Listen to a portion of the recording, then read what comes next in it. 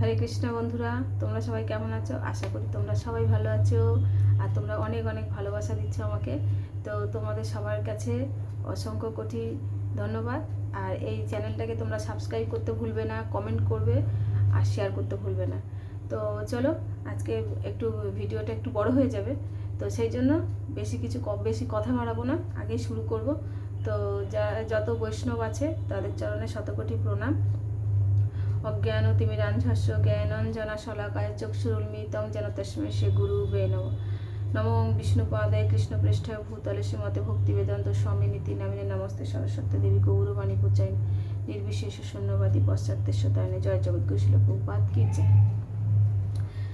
তো এখানে যখন জগন্নাথের রথযাত্রা শুরু হয়েছিল, তখন চৈতন্য মহাপ্রভু কি বলতে হবে সেই বিষয়ে আজকের আলোচনা। যেটা আমাদের মনের মধ্যে থাকে, তো আমরা তো অনেক কিছু বলতে পারি, কিন্তু একটা হয় না প্রশ্ন, মন্ত্র সহকারে যেটাকে আমাদের উচ্চারণ করা দরকার, তো সেই হিসেবে আর কি। তো এখানে বলছে নম ব্রহ্মণ্য দেবায় গো ব্রহ্ম হিতায় চ জগৎ হিতায় কৃষ্ণায় গোবিন্দায় নম।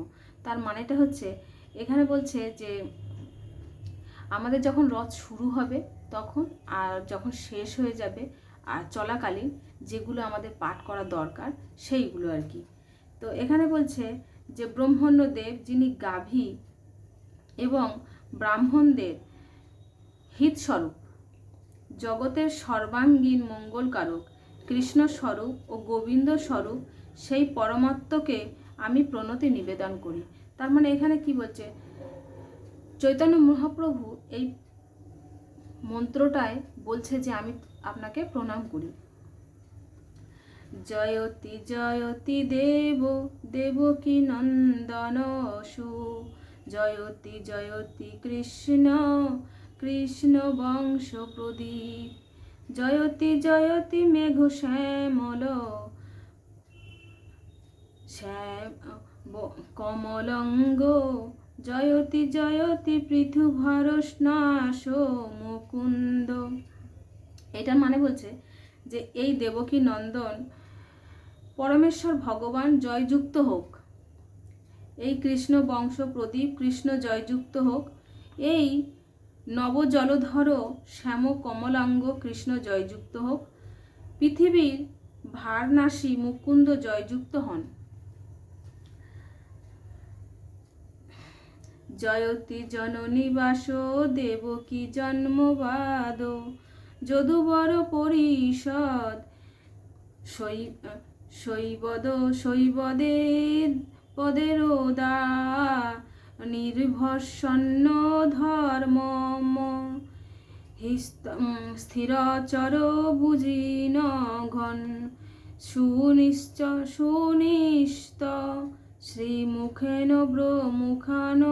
মুখেন ব্রজপুরবতীতানাং, বর্ধনয়ন কামদেবং, সমস্ত জীবের আশ্রয় স্বরূপ, দেবকী পুত্র রূপে পরিচিত, যদুদের সভাপতি, নিজ বাহুর দ্বারা অধর্ম নাশকারী, স্থর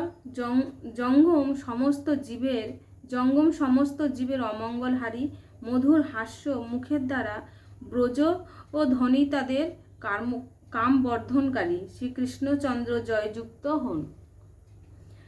নাহং বিপ্র নচ নরপতির ইনাপি বৈশ্য ন শূদ্র, নাহং বর্ণী নচ গৃহপতির ন বনস্থ জ্যোতির্বা, কিন্তু প্রদ্যন্নখিল পরমানন্দপূর্ণ,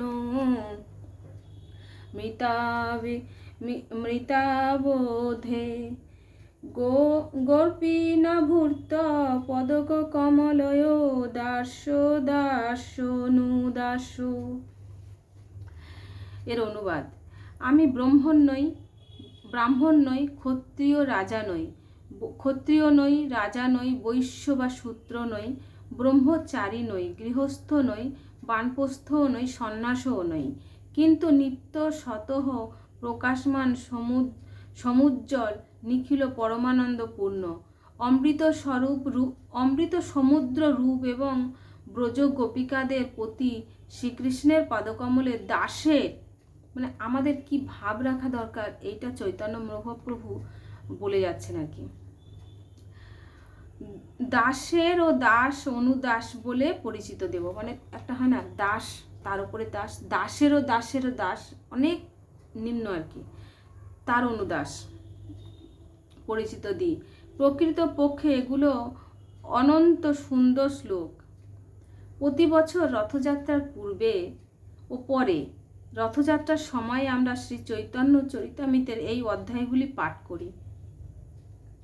যখন আমরা রথযাত্রা উদ্বোধন করি তখন আমরা পূজা করি। ভগবান শ্রী চৈতন্য মহাপ্রভু ভগবান শ্রী জগন্নাথের নিকটে যে প্রার্থনাগুলো করেছিলেন, এখানে কি বলছে, শ্রী জগন্নাথ মহাপ্রভু যখন এই পাঠগুলো করেছিলেন, এগুলো উচ্চারণ করা ভালো এগুলোকে বলছে। তো সেই জন্য বলছে যে আমরা ইস্কনে আরও অধিক পরিমাণে এই উৎসব ও আমাদের নিজস্ব ঐতিহ্য স্থাপনের চেষ্টা করছি, কেন না তা আমাদের আরও অধিক নিমগ্ন হতে সাহায্য করবে। তো শ্রী চৈতন্য মহাপ্রভু এটা বুঝিয়ে গেছেন। আর একটা বলছে যে শ্রী চৈতন্য মহাপ্রভু এখানে এক আচার্য বলে গেছেন যে যেই কৃষ্ণ সেই চৈতন্য সেই জগন্নাথ।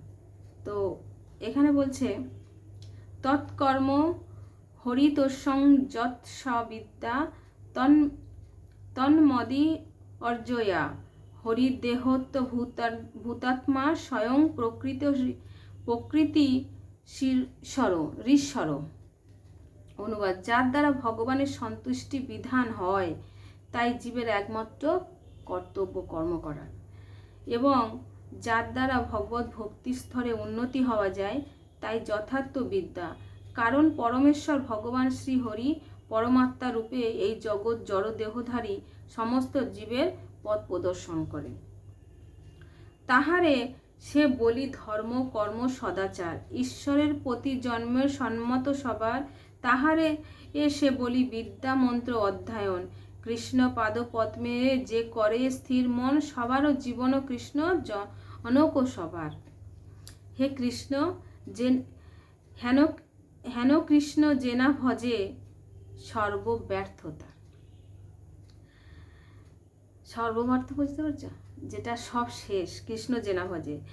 যদি বলো শঙ্করের মতো সে নহে, তারও অভিপ্রায় দাস্য তারই মুখে কহে। এটা শ্রী শঙ্করাচার্য বাক্য আর কি, উনি বলে গেছেন এই কথাটা, যে না কৃষ্ণ ভজে তার জীবনটাই বৃথা। তো এটা চৈতন্য ভাগবতে রয়েছে। তো আজকের আমরা রথযাত্রার সময় যে জগন্নাথের যে লীলা, সেটাকে বর্ণনা কে করবে? মহাপ্রভু করবে না? তো সেই জন্য কি পাঠ করতে হবে সেটাই আমাদেরকে বলেছেন। তো তোমরা সবাই শুনলে। আর প্রভুপাদ যেটা আজকে 13 তারিখ, তো 13 তারিখে উনি কি বলেছেন সেটা আর কি, এই যে বলছে, ঘটনাক্রমে আমরা কৃষ্ণকে ভুলে যাই। একটা হচ্ছে আমরা মায়ের গর্ভে যখন থাকি তখন ভগবানকে কথা দিই যে যখন এই ধরাধামে আসবো তখন তোমার কাছে আমরা তোমাকে সবসময় স্মরণ করব, কিন্তু তারপরে আমরা সব ভুলে যাই। তো ঘটনাক্রমে যদি কেউ কৃষ্ণকে ভুলে যায়, কৃষ্ণ তাকে ভুলে যায় না।